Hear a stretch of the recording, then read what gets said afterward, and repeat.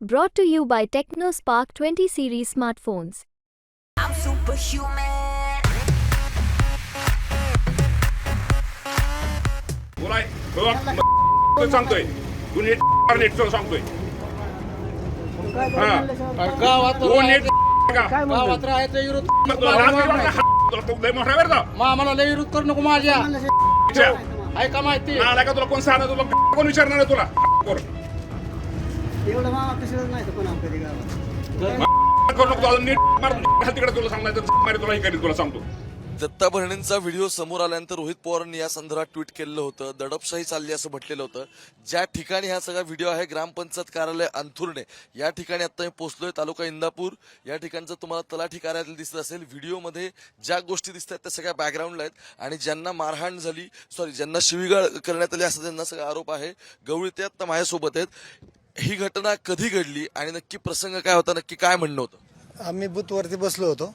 बूथवरती बसल्यानंतर कार्यकर्ते तिथे बसले आणि मी पाणी प्यायला थोरात मामाच्यात गेलो आणि येताना रिटर्न ही 4-5 मंडळी इथे उभा होते आणि आले की मला म्हणले तुला कळतं बिळतं का नाही, तुला अक्कल आहे का, काय करतोय तो, तुझं किती दिवस झालं तुला सांगितलेलं, तुला कोण येणार आहे इथं वाचवायला, अशा अर्वच्च्या भाषेत मला बोलले गेले आणि तुझ्याकडे बघतो म्हणले. लोक होती सगळी समक्ष होते. त्या मी काही प्रत्युत्तर दिलं नाही. मोठ्या माणसाचा आदर करणं हे पवार साहेबांनीच आम्हाला सांगितलेलं आहे, रोहित दादांनी सांगितलेलं आहे, ताईंनी सांगितलेलं आहे. मला एक मिनिट, मला हे सांगा की तुम्ही म्हणता ही मंडळी आली, ही मंडळी म्हणजे कोणत्या? दत्ता भरणे स्वतः त्यांच्यासोबत आले होते की कार्यकर्ते होते? ते स्वतः आले आणि त्यांचे कार्यकर्ते पाठीमागे आले आणि मला धमकवण्याचा प्रयत्न केला त्यांनी.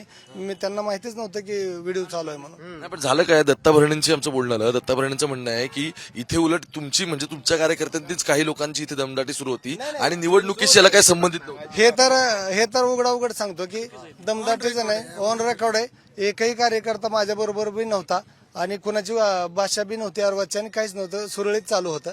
परंतु आमच्याकडे त्या बूथकडे ओघ जास्त दिसला, त्यामुळे त्यांचं थोडं मात फिरलं गेलं आणि त्यांच्यातून ते रागाच्या वैतागातून मला बोलले. आम्ही त्यांचा आदर करतो. आता इथून पुढे काय करणार? नाही पण नाही, मुद्दा आहे की काही शाब्दिक चकमक उडाली आणि त्यातून त्यांना राग आला आणि म्हणून त्यांनी शिवेगाळ केला असं काय? लोकांचा मी एकही शब्द त्यांना बोललो नाही. उलट ते ज्यावेळेस लोक इथं सगळी उभा राहिले आणि त्यांचा बूथ मोकळा दिसायला लागला की त्यांचं पायाखालची वाहर सरकली, अशी परिस्थिती झाली. गेल्या अनेक दिवसापासून इथल्या गावातल्या लोकांना फोन येतात, मला धमकीचे फोन येतात, मला बोलतात, मला रेकॉर्डिंग माझ्याकडेच देखील ते रेकॉर्डिंग आणि मला खवळण्याचे अमुक केलेलं तमुक केलेलं आणि गावातल्या लोकांना सुद्धा म्हणतात. त्याचे काय म्हणतात काय, त्यांची काय अवकात आहे का? माझी अवकात काढायची त्यांची लायकी नाही. ते फार मोठे आहेत, मी गरीब आहे. परंतु असा अन्याय कुठल्याही कार्यकर्ते होऊ नये एवढीच आहे माझी इच्छा. नाही, मुद्दा असा, आता अमोल मिटकरी पण त्यांनी सांगितलं मीडियाला. अमोल मिटकरी म्हणतायत की या ठिकाणी सुप्रिया सुळेंचे जे कार्यकर्ते त्यांच्याकडून काही प्रमाणात दमदाटी सुरू होती आणि मग तिथे आमदार गेले आणि त्यांनी ते सुलभा केला. बिलकुल काही झालेलं नाही. आम्ही आपलं सकाळी व्यवस्थित चांगलं केलं.